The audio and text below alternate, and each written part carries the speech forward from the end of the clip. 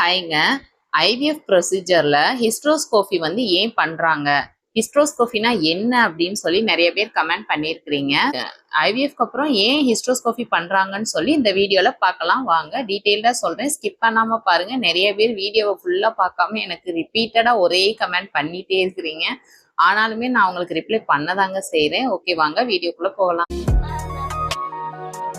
So hysteroscopy அப்படின்னா நம்ம யூட்ரஸ்குள்ள ஒரு சின்ன கேமரா விட்டு உள்ள ஏதாவது ப்ராப்ளம் இருக்கா அப்படின்றத செக் பண்றதுக்கான ஒரு ப்ரொசீஜர் தாங்க உங்களுக்கு ஹிஸ்ட்ரோஸ்கோபி.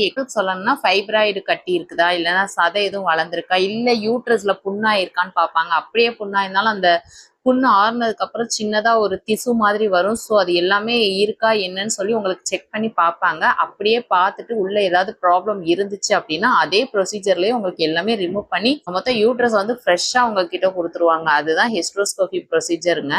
ஐவிஎஃப்ல வந்து எம்ப்ரியோ டிரான்ஸ்ஃபர் பண்றதுக்கு முன்னாடி ஐவிஎஃப் ட்ரீட்மெண்ட் பண்ற பேஷண்ட்ஸ்க்கு யூட்ரஸ் உள்ள ஏதாவது ப்ராப்ளம் இருக்கா அப்படின்றத செக் பண்றதுக்காக தான் இந்த ப்ரொசீஜர் யூஸ் பண்றாங்க. எல்லாருக்குமே இந்த ப்ரொசீஜர் யூஸ் பண்ணுவாங்களா அப்படின்னு கேட்டா கிடையாதுங்க. தேவையான சில பேஷண்ட்ஸ்க்கு மட்டும் ஹிஸ்ட்ரோஸ்கோபி டாக்டர் ரெக்கமெண்ட் பண்ணுவாங்கங்க.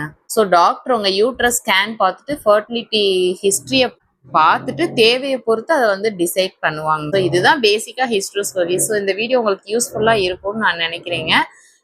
கமெண்ட் பண்றவங்களை தவிர்த்து இனிமேல் என்னோட வீடியோ பார்க்குறவங்களுக்கு இந்த டவுட்ஸ் இருந்தா இந்த வீடியோ யூஸ்ஃபுல்லா இருக்கும். ஓகே கைஸ், இந்த வீடியோ பிடிச்சிருந்தா லைக் அண்ட் ஷேர், மறக்காம நம்ம சேனலை சப்ஸ்கிரைப் பண்ணுங்க.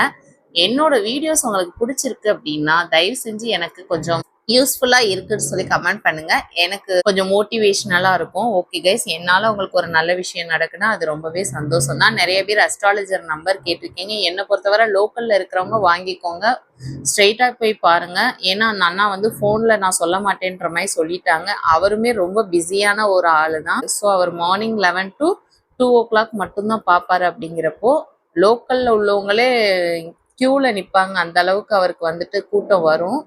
ஸோ கைஸ், நீங்கள் நம்பர் கேட்குறீங்கன்னா உங்கள் ஊரில் நல்ல ஒரு அஸ்ட்ராலஜராக சர்ச் பண்ணி நீங்கள் அவங்கள காண்டாக்ட் பண்ணி அவங்க கிட்ட உங்களோட பேபி கிடைக்கும் என்னன்னு சொல்லி நீங்கள் கன்ஃபார்ம் பண்ணிக்கிறது தான் பெஸ்ட் வே.